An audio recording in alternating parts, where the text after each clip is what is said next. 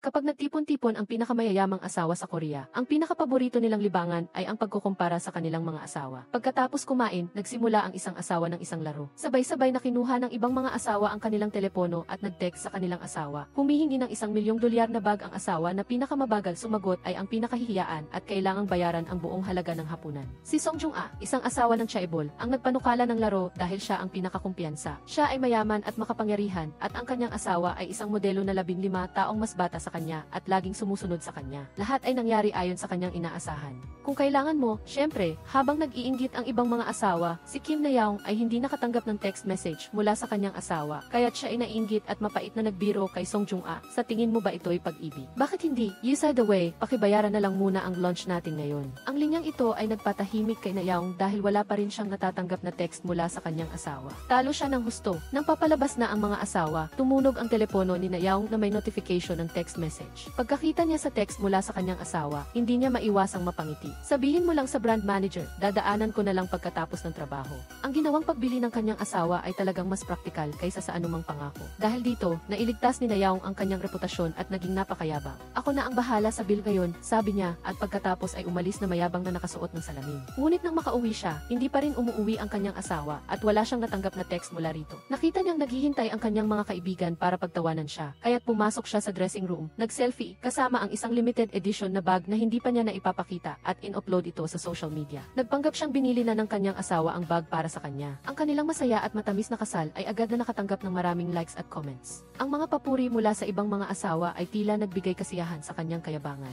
Hating gabi na nang umuwi ang kanyang asawa, ngunit dumiretso ito sa banyo ng walang paliwanag. Si Na-young, na naiinis, ay biglang nagduda. Kinuha niya ang sando ng asawa sa sahig at inamoy ng maigi. Pagkatapos maligo ng kanyang asawa at akmang lalapitan siya, biglang nagalit si Na-young at pinunit ang kanyang sando. Parang gumuho ang mundo ni Na-young nang isipin niyang nagtaksil ang kanyang asawa. Papatayin kita, hindi kita mapapatawad sa pagkakataong ito. Bago pa makapag-react ang kanyang asawa, tumakbo si Na-young sa kusina, kinuha ang kutsilyo at sinaksak siya. Itinapon ni Lee Tae-ho ang kutsilyo. Na-young, pumunta ulit siya sa silid-tulugan at itinapon ang kanilang larawan ng kasal sa sahig. Labis na nalungkot si Na-young at uminom mag-isa hanggang hating gabi. Nang kumalma na siya, inilabas ni Lee Tae-ho ang regalo na inihanda niya. Nang makita niyang hindi siya pinapansin ng kanyang asawa, kinuha ni Lee Tae-ho ang pulseras at inisuot ito sa kamay niya, saka ipinaliwanag na ubos na ang bag na gusto niya, kaya bumili na lang siya ng pulseras bilang pamalit. Pero baka masyadong matapang ang pabango ng tindera, kaya kumapit sa damit niya. Humingi siya ng tawad dahil nakalimutan niyang mag-spray ng air freshener bago umuwi. Sa huli, pagkatapos marinig ang paliwanag ng kanyang asawa, biglang umiyak ng malakas si Na-young. Parang natapos na ang lahat. Ngunit nang pumunta siya sa kindergarten para sunduin ang kanyang anak, nakita niya na suot din ng guro ang eksaktong parehong pulseras na nag-udyok sa kanya na magduda. Dahil may iba pang mga magulang doon, pinigilan niya ang kanyang damdamin, tumalikod at tinawagan ang kanyang asawa para kumpirmahin.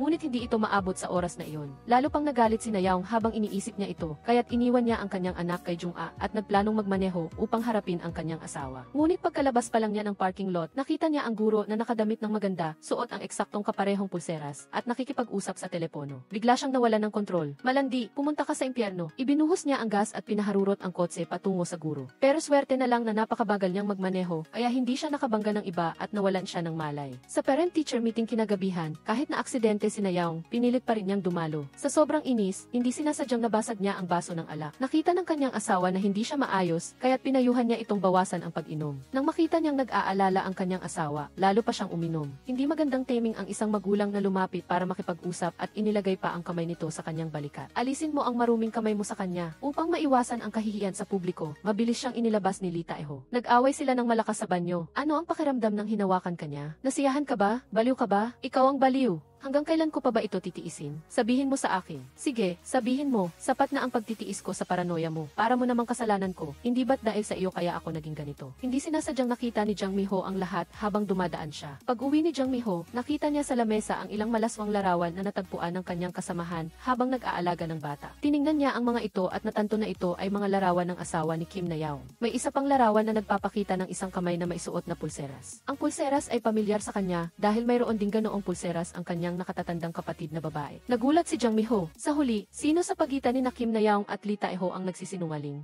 at kung ano ang kaugnayan ng nakatatandang kapatid na babae ni Jang Mi-ho sa lihim na ito. Pag-uwi ni Lee Tae-ho, tanging malamig na tubig lang ang nagpakalma sa kanya. Nang kumalma na si Nayaong, bigla siyang nagsisi sa kanyang sobrang reaksyon. Pagkatapos maligo ni Lee Tae-ho, humiga siya sa kama at natulog. Sorry, hindi ka galit sa akin, di ba? Nang makita niyang hindi siya pinapansin ng kanyang asawa, nagsimula siyang magbigay ng kung ano-anong papuri at pagkatapos ay mahigpit na niyakap siya. Ang guro sa kindergarten, na gustong magpasikat sa kanyang branded na pulseras, ay nagpanggap na masakit ang balikat para may angat ang kanyang kamay at masahihin ito. Tulad ng inaasahan, agad na nakuha nito ang atensyon ni Jung-a. Nagbigay ng ilang formal na komento si Jung-a, ngunit nagsimula ang guro na magyabang. Hindi ko naman talaga ito hiniling. Ngunit ipinilit niyang bilhin ito para sorpresahin ako. Ngunit siya ay isang guro lamang sa kindergarten, paano naman makakabili ang kanyang nobyo ng ganoon kamahal na regalo? Kilala ko ba? Hindi po. Paano niya naman po makikilala? Sa mayabang na mukha ng guro, parang nabasa na ni Jung-a ang lahat. Dahil ang babae ay ang guro sa kindergarten ng kanyang anak, pinayuhan siya ni Jung-a na huwag masyadong magyabang. Sana ay huwag na niyang suotin ang mga alahas. Salamat sa payo niyo, ang sabi ng guro na hindi sumasang-ayon. Ako na po ang magdedesisyon tungkol dyan. Tinatanggal ko naman po iyan sa klase. Pero hindi ba't sobra na ang pakikialam mo? Medyo nagulat si Jung-a nang makita niya ang pagiging walang kwenta ng guro.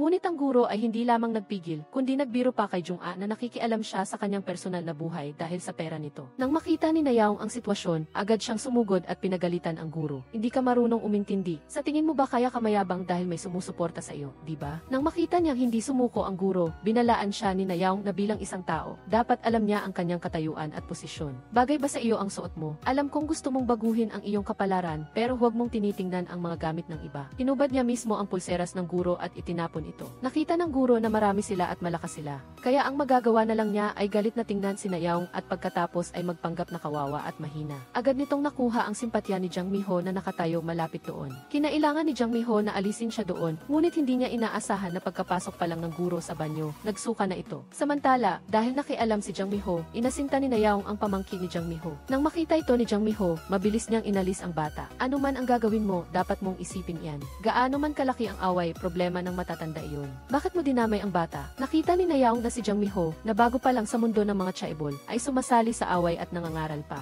At sinaway siya kaya nagalit ito at sinabihan si Jang Mi-ho na umalis. Kung hindi siya aalis sa grupong ito, palagi siyang magiging target. Binalaan pa niya na aalisin siya sa mga pagtitipon ng mga chaebol mula bukas. Nang makita ni Jang Mi-ho na ginagawang target siya ng taong ito, direkta niyang pinagdudahan na may kinalaman si Nayaong sa pagkamatay ng kanyang nakatatandang kapatid na babae. Agad na nawalan ng kontrol si Nayaong at akmang susugod kay Jang Mi-ho. Agad na pinigilan siya ng ibang mga asawa at sinabing sumobra na siya. Ngunit hindi malunok ni Nayaong ang kanyang galit kaya bumaling siya kay Jung-a at ikinuwento ang buong pangyayari. Umaasa siyang tutulungan siya ni Jung-a na paalisin si Jang Mi-ho sa grupo. Ngunit si Jung-a na may sariling problema ay ayaw makialam sa bagay na ito. At binalaan si Nayaong na huwag siyang mag-ingay, kung hindi ilalabas niya sa publiko ang pagtataksil ng asawa ni Nayaong. Agad na natigilan si Nayaong. Hindi niya alam kung bakit sigurado si Jung-a na nagtataksil ang kanyang asawa. Ngunit sinabi ni Jung-a na alam na ito ng lahat. Noon lamang napagtanto ni Nayaong na siya lang ang nabubulag sa lahat ng panahong ito. Wala siyang alam at patuloy na nagmamalaki tulad ng isang payaso sa harap nila. Labis niya itong ikinahiya. Alam mo kung gaano kahalaga ang investment session na inihanda mo. Upang hindi maapektuhan ang iba pang kumpanyang nag-invest sa kumpanya, mas mabuting sundin mo ako.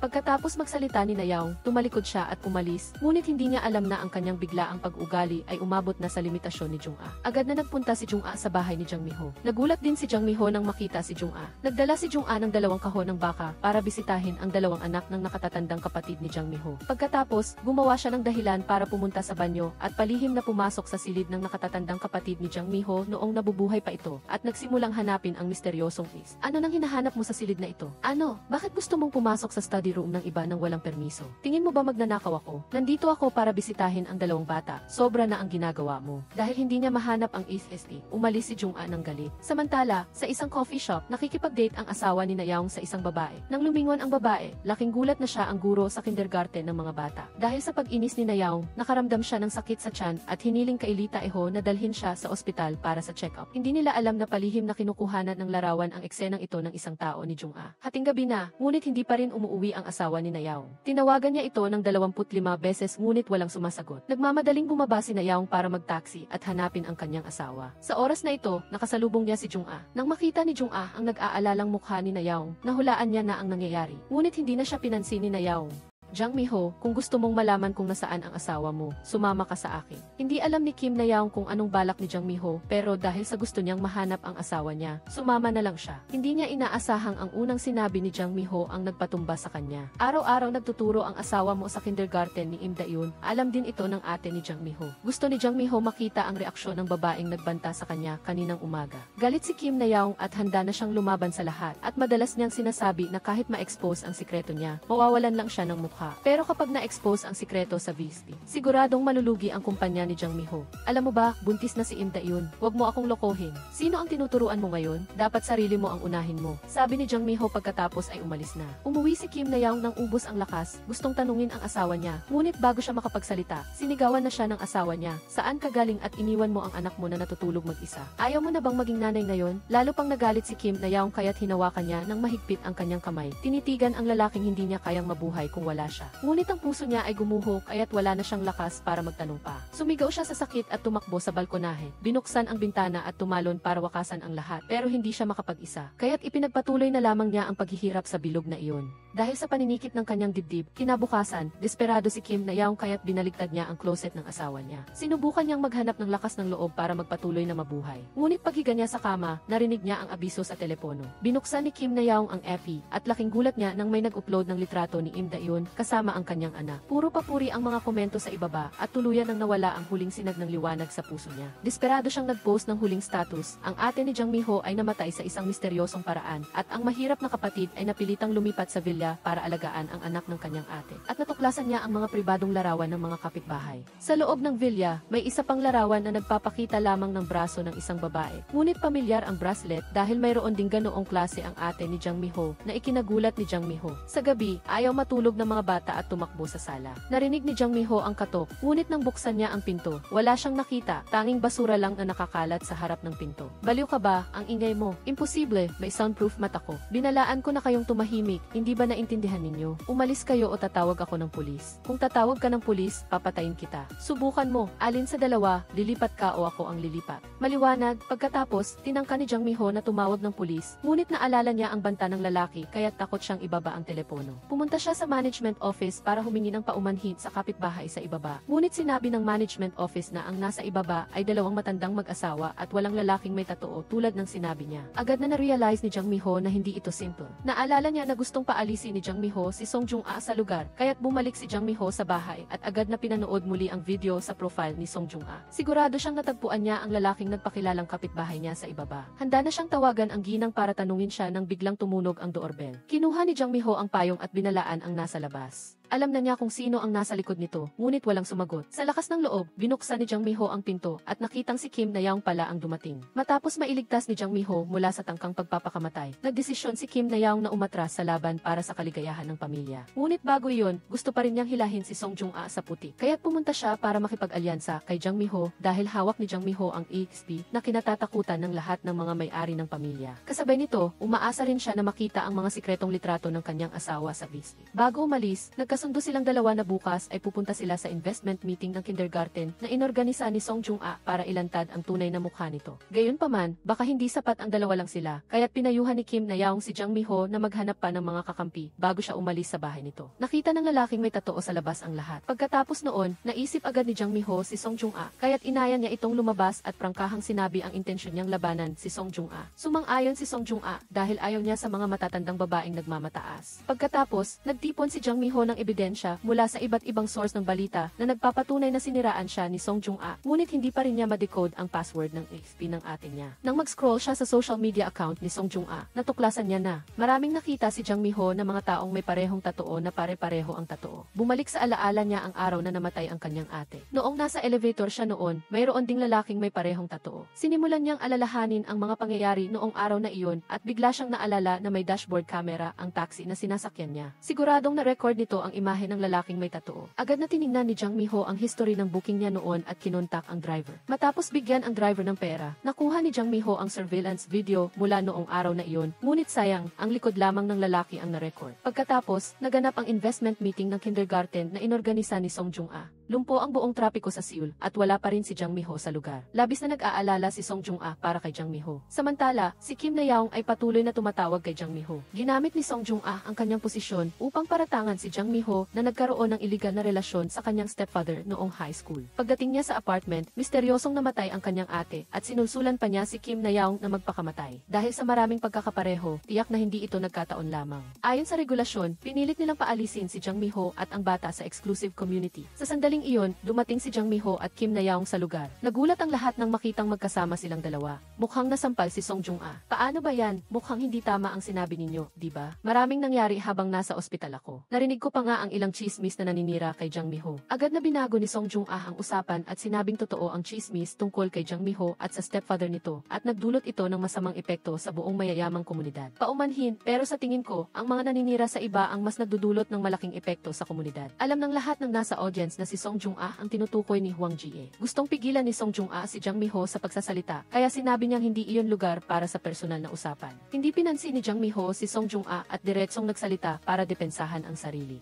Akusasyon ni Jang Mi-ho kay Song Jung-ah na nagpakalat ng kasinungalingan tungkol sa relasyon niya at ng kanyang stepfather na malaki ang naging epekto sa buhay niya. Anong paninira ang sinasabi mo? Ito ang pinost ng high school classmate mo online. Pagkatapos, hindi mo pa nakikilala ang high school classmate ko, di ba? Ngumiti si Jang Mi-ho nang may panunuya at pinakita ang audio recording ng high school classmate. Hindi iyon ang account ko, hindi ako nag-post ng ganyang mga salita. Baka na-hack ang account. Sigurado ka? Sigurado ako. Matapos marinig ang recording, nagulat ang lahat ng naroroon. Inakusahan ni Jang Mi-ho si Song Jung-ah na nag-post ng paninira sa kanya online at pinamamahalaan pa ang maraming dummy accounts ng high school classmates ni Jang Mi-ho para mag-like. Mayroong mga komento na nagbabahagi ng mga kwento at umupa pa siya ng taong pupunta sa bahay niya para takutin siya at paalisin sa exclusive community. Ngunit matigas pa rin si Song Jung-ah at pinilit na magpakita si Jang Mi-ho ng ebidensya. Agad na kinuha ni Jang Mi-ho ang litrato ng lalaking may tatoo. Sino ang taong ito? Sigurado akong mas alam nyo kaysa sa akin. Curious ba kayo kung bakit gusto akong paalisin ni Song Jung-ah? Gusto ko rin marinig ang sagot. Hindi sumagot si Song Jung-ah. Sa halip ay galit siyang umalis sa bulwagan.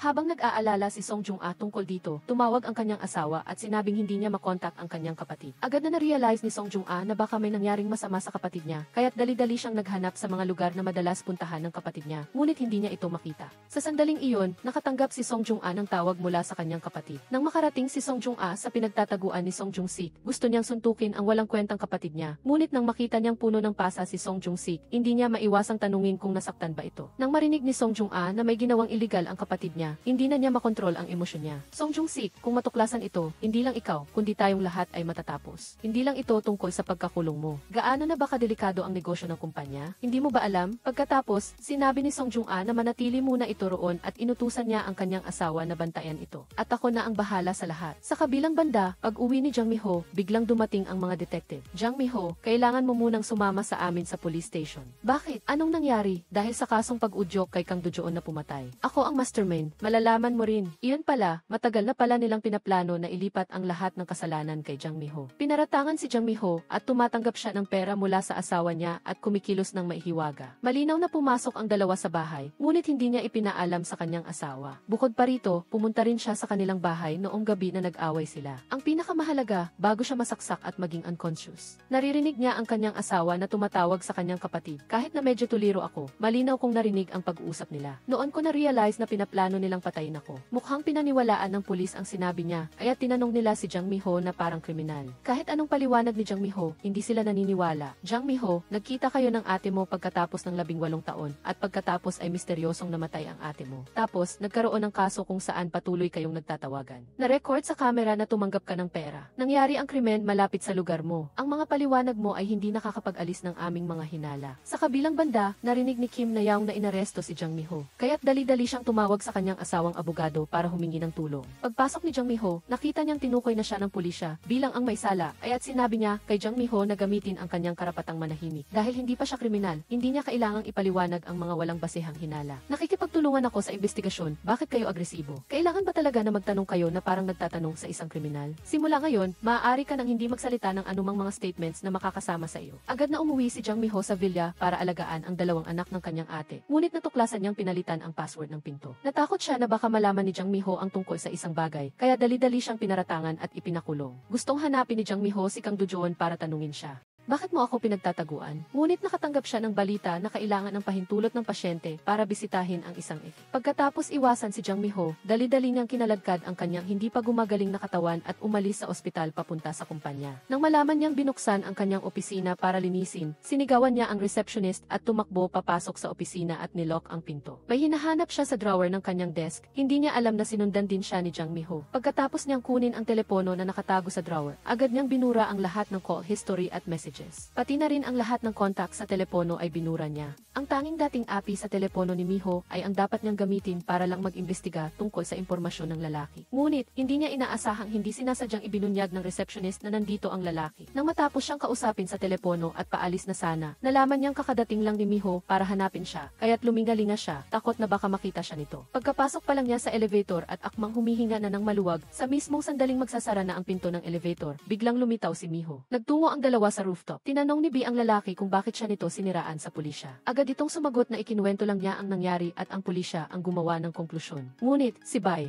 naiintindihan ni Mi-ho na kung hindi siya sinasadya na inakay ng lalaki, paano makakagawa ng ganoong konklusyon ang pulisya. Tinanong niya ito kung bakit siya nito gustong ikulong, ngunit sinisisi naman siya ng lalaki at sinasabing siya ang may kagagawa ng lahat. Kung hindi dahil sa kanya, hindi sana mamamatay ang asawa nito. Hindi kita patatawarin. Dapat kang magbayad sa ginawa mo. Tiyak na ikukulong kita. Mayroon bang lihim si Mi-ho na hindi niya maaaring sabihin kahit kanino? Tinulak siya ng lalaki at nang makita niyang hindi siya nito hinabol, dali-dali siyang bumaba sa basurahan sa ibabang palapag. Sinira niya ang cellphone na dinala niya mula sa opisina bago niya ito itinapon sa basurahan. Samantala, ang pulis na nakasuot ng pangkaraniwang damit ay sumusunod sa kanya. Tulog na tulog pa ang lalaki. Pagkatapos ng ilang sandali, nalaman ni Mi-ho mula kay Gya na mayroong isang anonymous na seksyon sa isang forum ng mga mayayamang kababaihan kung saan maaari silang magpahayag ng kanilang mga saloobin, magreklamo, at humingi ng aliw at tulong. Dahil sa pagpapakilala ni Gya, isang babaeng mayaman, naging kwalipikado si Mi-ho na makapasok sa forum na iyon. Tumakbo siya pa uwi para hanapin ang anumang bakas ng kanyang ate bago ito mamatay. Dahil mula noong bata pa ito, mayroon na siyang kakaibang ugali na magdagdag ng mga tuldok sa ilang salita sa pamagat. Mabilis na nakita ni Mi-ho ang isang anonymous na post na ginawa ng kanyang ate ayon sa ugali nito. Samantala, ang bio ni Mi-ho ay hindi pa gumagaling.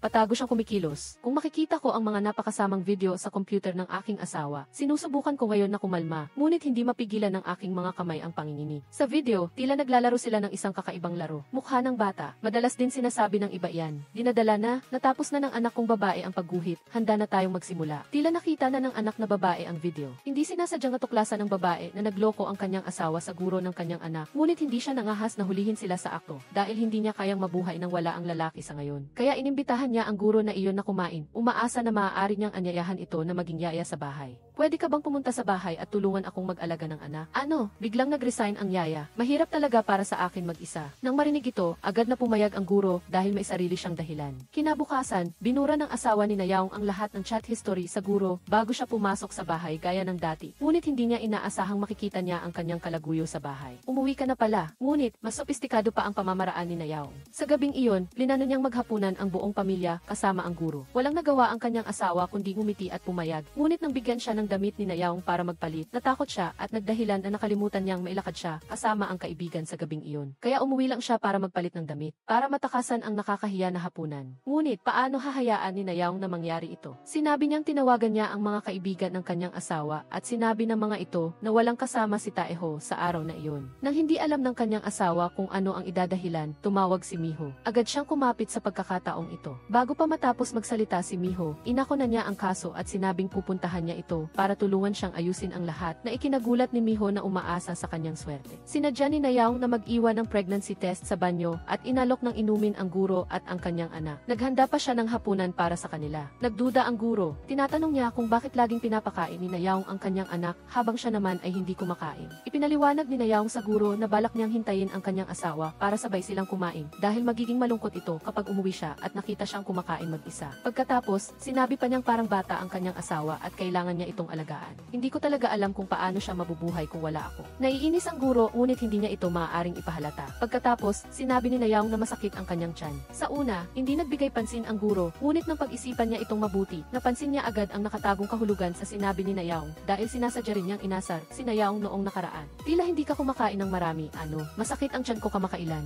Ngunit tila hindi ka kumakain ng marami. Masakit din ang tiyan ko kamakailan. magmakailan. Naalala niyang sinabi ni Nayaong noon na masakit ang tiyan nito. May tinatago ba si Taeho? Ayaw niyang maniwala na totoo iyon at nawalan na siya ng gana kumain. Tumakbo lang siya sa banyo para kumalma. Hindi niya inaasahang makikita niya ang pregnancy test na iniwan ni Nayaong sa lababo. Nang makita ang dalawang malinaw na linya, galit na galit siya. Ngunit kailangan niyang tiisin iyon dahil isa lang siyang kabit. Tiningnan niya si Nayaong nang may galit. Anong nangyari sa iyo? Biglang sumama ang pakiramdam ko. Kailangan ko nang umalis. Lumalabas na lahat ng ito ay sinadya ni Nayaong. Nakuha niya ang pregnancy test na iyon sa kanilang bahay. Ng maternity ward ng ospital para mapaniwala ang guro na buntis si Nayaong. At tulad ng inaasahan, pagkaalis pa lang ng guro sa bahay, hindi na niya napigilang tawagan si Taeho. Dahil mayroon din siyang anak sa kanyang sinapupunan. Bakit biglang nabuntis ang babaeng iyon? Ano? Hindi ba sinabi mong hindi mo siya ginalaw? Paano siya nabuntis? Ano ang gagawin mo ngayon? Kalma ka lang. Tatawagan kita mamaya. Ang numerong tinawagan mo ay hindi maaaring makontak sa ngayon. Nakahiga siya sa kama, naghihintay na matapos maligo ang babae para makapunta na sila sa susunod na antas. Ngunit bigla siyang ginulat ng isang tawag. Sinabi ng kapitbahay ni Taeho sa kanya na si Miho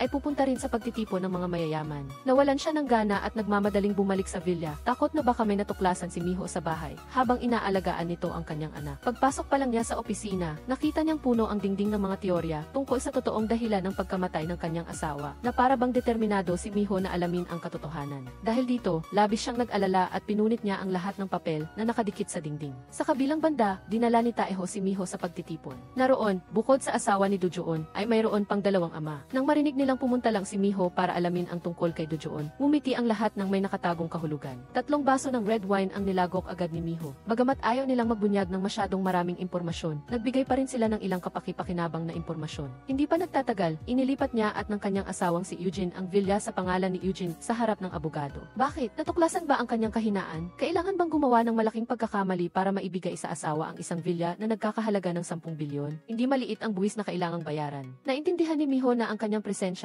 ay libangan lang para sa kanila at ayaw na nilang magbigay ng mas maraming kapaki-pakinabang na impormasyon kaya umalis siya kaagad. Ngunit, hindi niya inaasahan na nang makaalis si Miho, seryoso silang nag-usap. Hindi ba't may sakit si Dojoon? Mahilig din siyang mag-record ng mga video. Natuklasan ba siya? Pagkatapos ay ililipat ang ari-arian sa pangalan ng asawa. Hindi inaasahang sinadya ni Miho na umalis at bigla na lang siyang bumalik para sorpresahin sila. Nagkunwaring nakalimutan niya ang kanyang cellphone. Sa cellphone ay ang recording ng kanilang pag-uusap. Tuwang-tuwa na ibinalita ni Taeho ito kay Dojoon na labis na kinabahan. Kung hahayaan nating mag-imbestiga si Miho, may mangyayari sa akin sa lalong madaling panahon. Pagkatapos, tinanong ni Taeho kung mayroon pa siyang ginagawang iba pang kaduda-duda. Nang marinig niya ito, bigla siyang namutla. Kailangan ko bang sabihin sa iyo ang lahat? Wag na, ikaw na ang bahala. Bilis, itago mo ang mga bakas, itago mo ang mga dapat itago. Hindi ka ba pwedeng manghula na lang? Ano sa tingin mo ang tinatago ko? Kung tutuusin, sinusundan ka ni Miho at magiging sakit sa ulo iyan sa hinaharap. Huwag mo akong alalahanin. Ako ang bahala sa sarili ko. Nag-aalala pa siya na sinusundan siya ni Miho, ngunit hindi niya alam na nakahanap na si Miho ng isang profesional para i-decode ang AIDS. Nang makita ang mga nakakatakot na kilos ng lalaki sa video at maalala na nakita na rin ng anak nito ang nilalaman ng AIDS, lalo siyang naawa sa bata. Naniniwala rin siya na ito ang dahilan kung bakit pinatay ng lalaki ang kanyang ate, si Eugene. Galit na galit siyang dinala ang ASP sa lalaki. Tinatanong kung ito ba ang dahilan ng kanilang pagtatalo ng kanyang ate at kung ito ba ang dahilan kung bakit niya ito pinatay. Akala pa ng lalaki ay may natuklasan na si Miho, ngunit hindi niya inaasahang ganoon lang pala kaliit ang problema.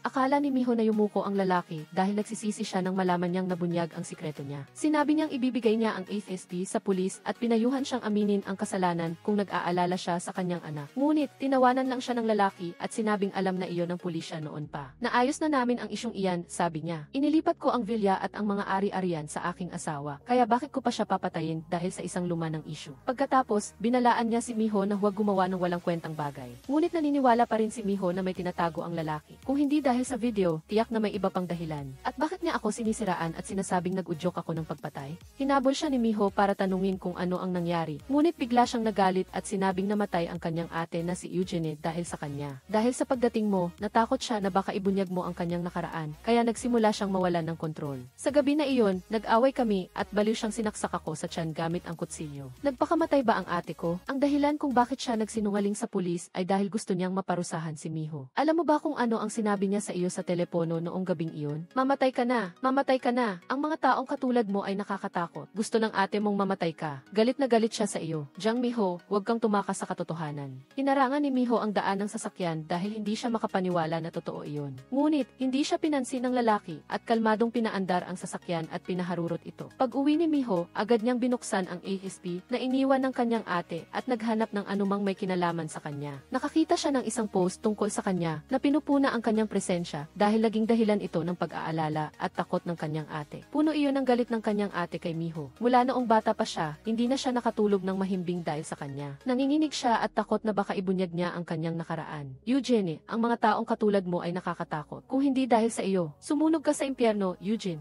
Sana namatay ka na lang. Sa huli, galit pa rin siya sa iyo. Sunod-sunod na sumagi sa isipan ni Miho ang mga alaala ng nakaraan. Sa wakas, nalaman ni Miho na ang anonymous na nagsumbong laban sa kanya ay ang kanyang sariling ate. Mali ba ang lahat ng ginawa ni Miho sa mahabang panahon? Napagtanto rin ni Miho na tila siya lang ang nag-iisang nag-aalala sa kanyang ate. Sa huli, sumuko siya. Umiiyak si Miho sa isang sulok ng silid, nagdadalamhati. Hindi na siya mag-aalala patungkol sa kanyang ate at magsisikap na lang siya. Kinabukasan, tumawag ang lolo at sinabing umiiyak ang anak ng kanyang ate at wala siyang magawa. Umaasa siyang maaaring pumunta si Miho. Kakaiba rin talaga. Nakalabas na sa ospital ang lalaking ito. Bakit hindi siya umuwi para alagaan ang kanyang mga anak at sa halip ay araw-araw siya sa hotel? Hindi kaya hindi niya tunay na anak ang dalawang bata? At tila nagbayad siya ng malaking halaga para may maasikaso. Tapusin mo ito sa lalong madaling panahon para sulit ang perang ibinayad ko. Syempre, pero yung pesting bata na yon. Huwag mo nang banggitin pa ang bata. Nang nag-aayos si Jiang Miho ng gamit at maghahanda na sanang lumabas, bigla siyang nakakita sa pinto ng isang package na may bahid ng dugo. Nakasulat sa ibabaw na ipinadala ito ng isang taong nagngangalang Sim Haijoong para sa kanyang ate. Sa sandaling ito, nakatingin ang lalaki kay Sim Haijoong at tinanong siya kung kilala niya ang taong nasa larawan, ngunit sinabi nitong hindi niya kilala. Maraming taong dumaan sa pinagtatrabahuhan niya at umalis pagkatapos ng maikling panahon. Paano niya matatandaan ang napakaraming tao? Pagkatapos ay tumayo siya at umalis, ngunit hindi inaasahang biglang tinawag siyang ibiyenan inang lalaki. Biglang lumingon ang babae. Hindi kaya siya ang tunay na ina ni Eugene? Kasabay nito, binuksan din ni Jiang Miho ang package at sa loob ay may susi at isang card. Ito ang bagay na kailangan niyang bayaran ng kanyang buhay. Pagdating sa gate ng paaralan, gustong magpalit ng sapatos ng kapatid. Ngunit dahil sa kanyang sugat ay muntik na siyang matumba. Nakita ito ng ate niya kaya nilapitan niya para alalayan. Ngunit walang galang siyang itinulak ng kapatid niya. Ngunit hindi inaasahang siya pala ang matutumba sa sahig at ang tatlong lobo sa kanyang bag ay nagkalat sa sahig. Uy, ano ito? Hindi nagtagal, pinatawag ng paaralan ang mga magulang. Sinisi ng advisor ang ina dahil hindi niya pinalaki ng maayos ang dalawang anak na babae. Hindi inaasahang ibinunto ng ina ang lahat ng sisi sa ate dahil lang sa anak siya sa labas ng asawa niya. Para protektahan ang kapatid, nagpakalat pa siya ng chismis na magulo ang personal na buhay ng ate at na ang tatlong lobo ay ang ate rin ang naglagay sa bag ng kanyang kapatid. Mula noon, kumalat na ang mga chismis sa paaralan tungkol sa ate. Dahil dito, gustong patunayan ng ate na wala siyang kasalanan sa pamamagitan ng pagpapakamatay. Sa kabutihang palad, nailigtas siya ng guro bago siya tumalon. Dahil dito, napilitang huminto sa pag-aaral ang ate at pinag-uusapan pa ng iba. Sumigaw siya ng malakas, nais niyang ilantad ang tunay na ugali ng madrasta. Ngunit tinignan lang siya ng mga tao sa paligid na parang isang baliw. Hindi rin alam ng kapatid ni Jiang Miho kung ano talaga ang ginawa ng kanilang ina. Pagkatapos, hindi naging maganda ang negosyo ng ama ng ate. Nagsara ang pabrika at nagpakamatay siya. Kaya dumating ang mga creditors at kinuha ang lahat ng mahahalagang bagay sa bahay. Nang pinaka hindi makayanan ni Eugene ang lahat, tinawagan niya ang kapatid ni Jiang Miho. Ngunit sa kasamaang palad, hindi niya sinagot. Ang madrasta na siyang nagdulot sa kanya ng matinding paghihirap ay sinampal pa siya. Pagkatapos itapon ang 100,000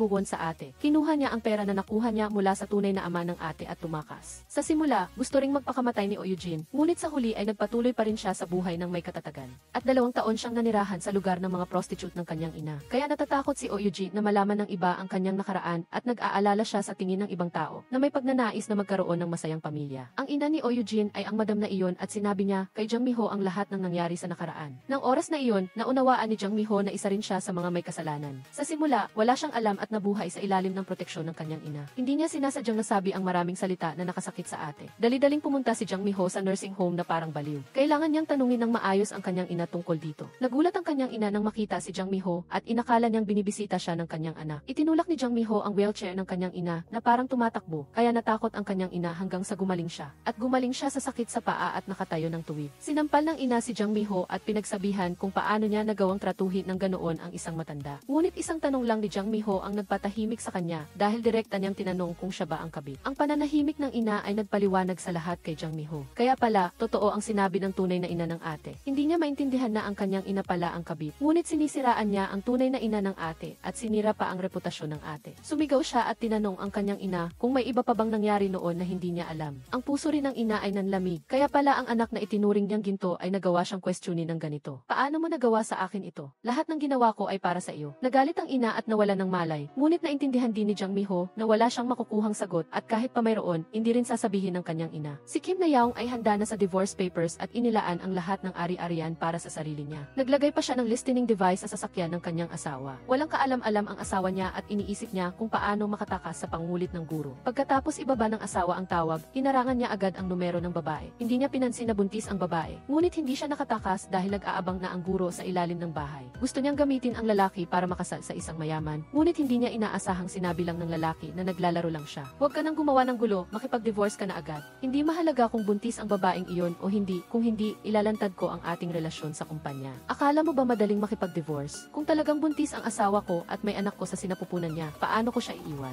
Kung ganoon, hindi ba anak mo rin ang nasa sinapupunan ko? Paano naman ang anak ko? Ipinangako mong pakakasalan mo ako, bakit hindi ka makipag-divorce? Iniisip pa rin ni Lee Tae-ho na mahal pa rin siya ng kanyang asawa, tulad ng dati, at hindi mabubuhay si Kim Na-young nang wala siya. Kahit pa malaman ng kanyang asawa ang tungkol dito, hindi siya makikipag-divorce sa kanya. Kaya't patuloy niyang nililinlang ang guro. Alam ko na nabuntis ka, hindi ako hihiwalayan ng asawa ko. Kahit pamamatay ang anak mo, hindi ko magagawa. Divorce at hindi ka rin makakaalis sa akin. Sa ganitong sitwasyon, sino sa tingin mo ang may karapatang pumili? Hindi alam ni Lee Tae-ho na naririnig ng kanyang asawa ang kanilang usapan. Pagkatapos ipaliwanag ang lahat sa guro, umalis si Lee Tae-ho. Hindi kita patatawarin. Walang kamalay-malay ang lalaki na narinig ng kanyang asawa ang lahat. Pagkatapos, tumawag siya sa telepono. Ngunit pagkatapos niyang ibaba ang tawag, nakaramdam lang siya ng pagduduwal. Ngunit hindi niya ito masyadong pinansin. Sa kabilang banda, nabuksan na ni Jang Mi-ho ang vault, ngunit wala itong laman. Mayroon lamang itong sirang drawing ng isang bata. Malinaw na may nauna nang nakapunta doon. Paglabas ni Jang Mi-ho, nagkataon na nakasalubong niya ang courier ng parehong kumpanya na nagpadala ng susi sa kanya. Sa pamamagitan ng pagtatanong, alam niya na ang susi ay natanggap noong 20 minuto ng gabi noong Oktubre 5. Nagkataon na ito ang oras ng pagkamatay ng ate niya. Ibig sabihin, may ibang tao sa bahay ng ate niya noong gabing iyon, kinuha ang courier at pagkatapos ay ipinadala ulit. Kaya, pumunta si Jang Mi-ho sa surveillance room. Ngunit dahil inaayos pa ang video, kailangan niyang maghintay sa susunod na pagkakataon. Kailangan niyang tingnan kung sino pa ang lumabas sa apartment ni Jang Mi-ho noong araw na iyon. Hindi niya inaasahang si Hwang Ji-e pala ang taong iyon. Hindi niya inalintana ang gabi at tumakbo papunta sa bahay ng babaeng iyon at walang tigil na pinindot ang doorbell. Ipinapakita ng kakaibang ugali na ito na mayroon siyang natuklasan. Siyempre, hindi binuksan ni Hwang Ji-e ang pinto at hinayaan lang si Jang Mi-ho na nakatayo sa labas. Nang bumalik si Jang Mi-ho sa bahay, binuksan niya ang USB sa computer at nag-alinlangan ulit siya. Hindi niya alam kung bubuksan niya ba ang folder ni Hwang Ji-e o hindi. Ayaw niyang malaman ang napakaraming maruruming bagay, ngunit hindi niya kayang talikuran ang paghahanap sa katotohanan sa likod ng pagkamatay ng kanyang ate. Naalala niya ang detalye kanina na ang babaeng iyon ay gumawa ng lahat para makapasok sa library ng kanyang ate. Diretso si Jang Mi-ho sa pinagtatrabahuhan niya, ngunit ayaw siyang kausapin ng babae. Wala nang ibang nagawa si Jang Mi-ho kundi ilabas ang EXP. Nang makita ito ng babae, gumuho siya. Hindi siya naniniwala na hindi pa nabubuksan ni Jang Mi-ho ang EXP at inisip niyang alam na ni Jang Mi-ho ang isang bagay kaya siya nagbabanta. Kaya pala, ampon ang anak ni Hwang Ji-e, ngunit mahal na mahal niya ang bata at umaasa siyang walang sinuman ang makakaalam nito. Kaya't ginawa niya ang lahat para protektahan ang lihim. Pagkatapos, dumalo siya sa isang palabas at nakipag-away kay Oh Eugene. Sa galit niya, nagpakalat siya ng chismis na sinasaktan ni Oh Eugene ang kanyang anak. Ang resulta, kinabukasan, pinuntahan siya ni Oh Eugene at binantaang huwag magsabi ng mga kasinungalingan. Ngunit hindi ito ang gustong marinig ni Jang Mi-ho. Bakit mo kinuha ang courier at ipinadala ulit sa akin? Curious ako tungkol dito. Courier, tungkol doon ang sinasabi mo mula pa sa simula? Anong package ang sinasabi mo? Ano ito? Nang makita ni Jang Mi-ho na ayaw umamin ni Hwang Ji-e, agad niyang inilabas ang surveillance video ng gusali. Ngunit sinabi pa rin ni Hwang Ji-e na hindi siya kailanman pumunta para kunin ang courier. Sabi niya, may kasama siyang ibang tao noong araw na iyon. Nang makita ang hindi makapaniwalang mukha ni Jang Mi-ho, nanumpa si Hwang Ji-e na nagsasabi siya ng totoo. Ngunit pagkatapos ay parang may naisip siya. Ah, tama. Noong araw na iyon, nang pababa ako sa elevator para makipagkita sa modelong asawa ng mayamang misis sa ika-negatibo 10 palapag. Ano? Modelong asawa? Nagkataon na nakita ng lalaki sa taas ang isang itim na BSP sa computer ng kanyang asawa. Ang kuryosidad ang nagtulak sa kanya na buksan ito. Sa loob ay may recording ng asawa niya na umuupa ng hitman para patayin ang asawa ni Kim Na-young, si Kang Do-joon, ngunit hindi pa niya natatapos pakinggan ang lahat. Sa sandaling ito, nakauwi na ang kanyang asawa. Hindi nagtagal, nagmamadaling tumakbo si Oh Eugene papunta sa parking lot na may dalang maraming bagay. Nagkataon na nakita ito ni Hwang Ji-e. Dahil sa kuryosidad, sinundan niya ito at hindi sinasadyang natuklasan niya. Si Eugene ay nagtago ng maraming drawing ng bata at isang itim na VSP sa vault. Sa loob nito ay ang ebidensya na umupa si Eugene ng tao para saktan ang kanyang asawa, kaya nakipag-deal si Hwang Jie kay Kang Do-joon. Sa simula ay hindi ito pinansin ni Kang Do-joon, ngunit pagkatapos marinig ang tungkol sa itim na beast, agad siyang naging alerto. Ngunit nang bumalik si Hwang Jie sa vault para kunin ang is, nawawala na ito. Hindi kaya inisip ni Eugene na hindi ligtas itong itago sa vault, kaya kinuha na niya. Sa puntong ito, wala siyang ibang magawa kundi magkunwaring mayroon siyang ebidensya. Nagkunwari siyang kalmado at hiniling niya kay Kang Do-joon na bigyan siya ng isa pang pilak na beast dahil naglalaman ito ng mga bagay na kinatatakutan ni Hwang Jie na malantad. Sa katunayan, wala sa kanilang dalawa ang may eats. Hindi inaasahang biglang umuwi ang asawa sa oras na ito, kaya mabilis na hinila ni Kang Do-joon si Hwang Jie at nagtago sa sulok ng bahay. Hindi niya inaasahang bumalik ang kanyang asawa upang makipag-away sa kanya dahil galit siya sa lalaki na dumungi sa reputasyon ng kanyang anak. Si Hwang Jie na nagtatago sa likod ng pinto ay narinig ang buong pag-aaway at pag-uusap nila. Sa sandaling ito, pinindot ni Jang Mi-ho ang doorbell ng bahay ni Eugene.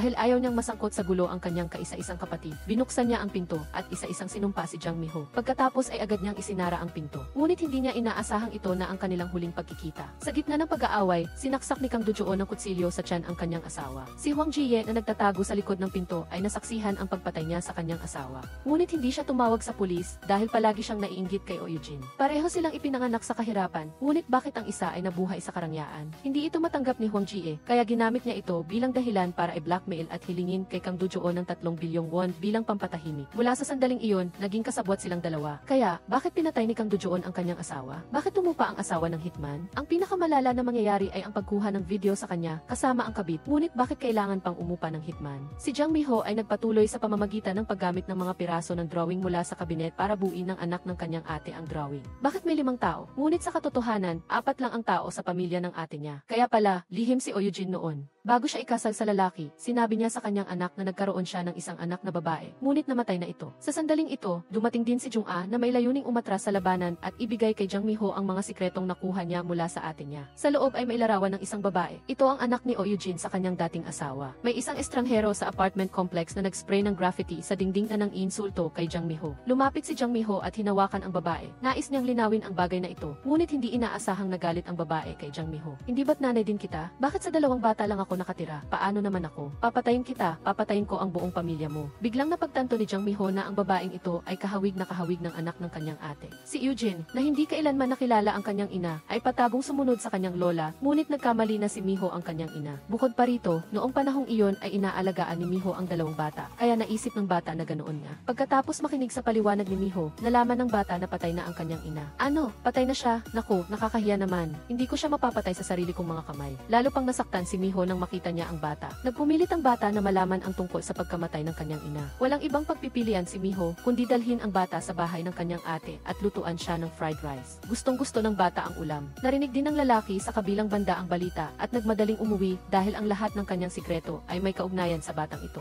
Nakita rin ng dalagita ang wedding photo ng kanyang ina, ngunit hindi siya makapaniwala at itinuro ang larawan. Ang lalaking ito ba ang asawa ng nanay ko?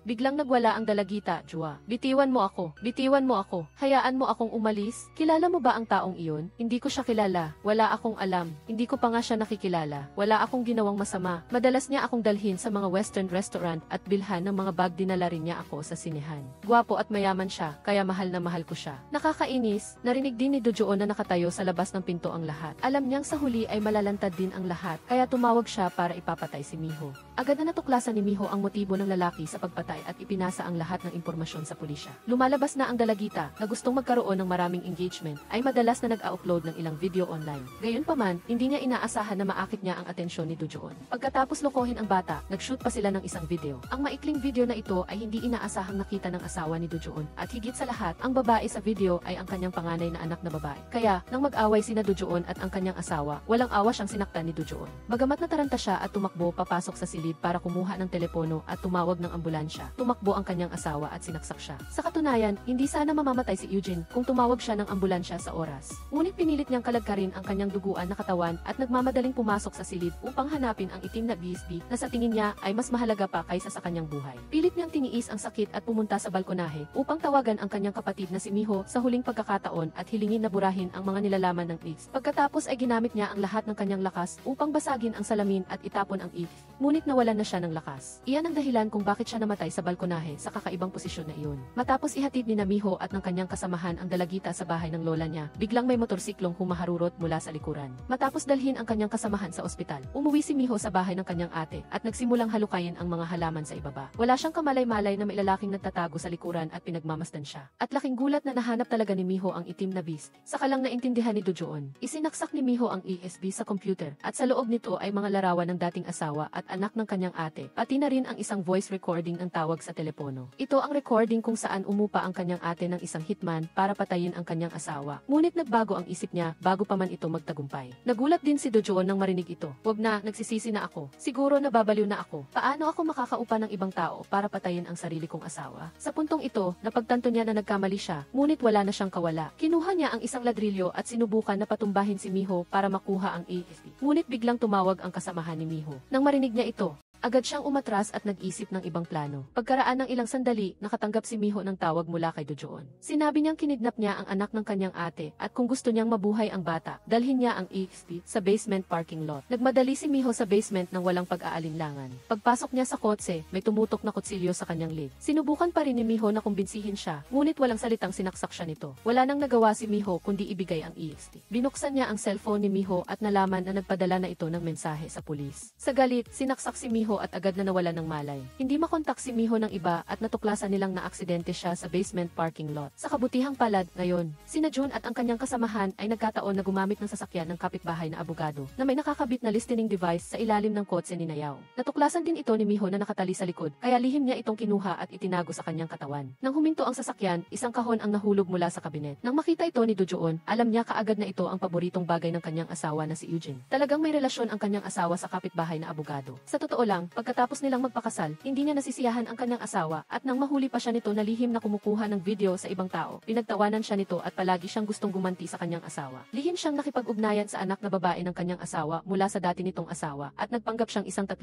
taong gulang, single, at matagumpay na lalaki na mabilis na nakaakit sa dalagita. Narito ang iyong hinihiling na pagsasalin, ngunit pagkatapos ay nakita ng kanyang asawa ang mga gamit ng kanyang anak sa kanyang bag. Ipinagmamalaki pa ito ni Dojoon na nagpagalit sa kanyang asawa na gusto na siyang patayin. Kinidnap niya si Miho at dinala sa kanyang pribadong ospital dahil tumawag si Miho sa pulis kanina. Para mawala ang hinala, wala siyang ibang magawa kundi kunin ang cellphone ni Miho at magpadala ng mensahe sa sarili niya para gumawa ng ebidensya. Dahil adik si Miho sa gamot, pinilit niya itong turukan ng gamot. May tao ba dyan? May tao ba dyan? Maglakas loob ka pang sumigaw, papatayin kita kaagad. Sa kritikal na sandali, dumating ang gwardiya at sinabing oras na para magsara, kaya sinamantala ni Miho ang pagkakataon at tinanggal ang kanyang mga tali. Pagkatapos, sinamantala niya ang pagkakataon para magtago sa ilalim ng counter sa reception. Bumalik si Dojoon sa kwarto. Nang malaman niyang nawawala si Miho, galit na galit siya. Dapat sana ay tahimik lang na nagtago si Miho para isipin niyang nakatakas na ito sa ospital. Ngunit sa hindi inaasahang pagkakataon, kinuha ni Miho ang isang karayom sa basurahan para ipagtanggol ang sarili. Nang marinig ni Dojoon ang tunog, sumipol siya at lumapit. Upang takutin siya, sinabi niya kay Miho ang isang nakakagulat na sikreto. Nang gabing namatay si Eugene, hindi talaga siya nawalan ng malay. Kung tumawag lang sana siya ng ambulansya sa oras, sana ay buhay pa ang kanyang ate. At ito ang dahilan ng pagkamatay ng kanyang ate. Nang marinig ito ni Miho, hindi na siya nakapagpigil at tumakbo palabas para kunin. Galit na sinaksak ni Kim ang kanyang dibdib. Sinamantala rin niya ang pagkakataon na tumakas palabas. Ngunit paano siya makakatakas mula sa isang lalaki sa loob ng walang taong gusali na ito? Sa puntong ito, dumating na rin ang mga mayayamang may bahay at ang iba pa. Sa pamamagitan ng listening device na nasa katawan ni Miho, kinalagkad niya si Miho sa rooftop at itinapon ang itim na BSB na naglagay sa kanya sa isang sulok. Pagkatapos ay inihanda niya na itapon si Miho mula sa tuktok ng gusali para magmukhang nagpakamatay ito. Ginamit ni Miho ang kanyang huling lakas upang kumapit ng mahigpit sa bintana. Sa kritikal na sandali, sinipa ni Miho ang maselang bahagi ni Dojoon na muntik na siyang mahulog at nabuhay si Miho. Nahuli rin siya at dinala sa hustisya. Dahil gusto ni Jie na mabawasan ang kanyang sentensya, pumayag siyang maging testigo laban sa lalaking pumatay sa kanyang asawa. Nang umuwi si Nayaong, nakita niya ang Ki Green Tie, teacher na umiiyak sa harap ng kanyang pinto. Sinabi ng guro na naging tanga siya at nagmahal ng isang may asawa na lalaki. Bagaman gusto na siyang pakasalan ng lalaki ngayon, nakokonsensya siya at hindi niya alam ang gagawin. Naunawaan Nahulaan ni Nayaong kung sino ang tinutukoy ng guro. Nagkunwari pa siyang inaaliw ang guro at tinanong kung ano ang plano nito. Hinawakan ng guro ang kanyang tiyan at umiyak habang ginagawang biktima ang sarili. Dahil ayaw makipaghiwalay ng lalaki, nais niyang gamitin ang paraang ito para mag-away ang babae at ang kanyang asawa. Ngunit hindi ito gagawin ng babae. Nanggulat pa siya at nagpahiwati. Kung mali ang ginawa mo, tatawagin ka ng mga tao na third party sa buong buhay mo. Hindi sulit ang ganoong klaseng lalaki. Inosente rin ang kanyang asawa at mga anak. Hindi naman din maganda ang babaeng iyon. Kung hindi, bakit magtataksil ang kanyang asawa? Hindi rin sigurado. Hindi pwedeng walang alam ang babaeng iyon, di ba? Kung may alaman siya, ano ngayon? Kahit may alam siya, wala siyang mababago. Natatakot ako na mayroon na ang asawa ng lahat ng ebidensya para mawala ang lahat ng meron ang lalaki. Nang umuwi ang abogadong asawa, nakatanggap siya ng divorce papers, kaya galit na galit siyang nagtanong, anong ginagawa mo? At ang tahimik na kinuha ni Nayaong ang lahat ng ebidensya ng pagtataksil ng kanyang asawa. Naguluhan ng abogadong asawa at gustong magpaliwanag sa kanyang asawa. Ngunit sa hindi inaasahang pagkakataon, tumawag siya sa isang moving company at ipinatapon ang lahat ng gamit ng kanyang asawa. Sa parehong oras, sinabi niya sa kanyang asawa ang kanyang huling mga salita. Mula ngayon, lumayas ka sa bahay ko. Umalis ka na. Si Taiho ay isang internasyonal na abogado. Ngunit sa huli ay natalo siya sa sarili niyang kaso ng diborsyo. Ang gusto ni Eugene na itago noong nabubuhay pa siya ay ang tunay na kaligayahan na para sa kanya, habang ang gusto niyang protektahan sa kalaunan ay ang peke na kaligayahan. Dito nagtatapos ang kwento ngayon. Salamat sa panonood ng palabas. Ano ang masasabi ninyo sa pelikulang ito? Mag-comment sa ibaba. Mag-comment sa ibaba. Mag-comment sa ibaba. Mag-comment sa ibaba. Mag-comment sa ibaba.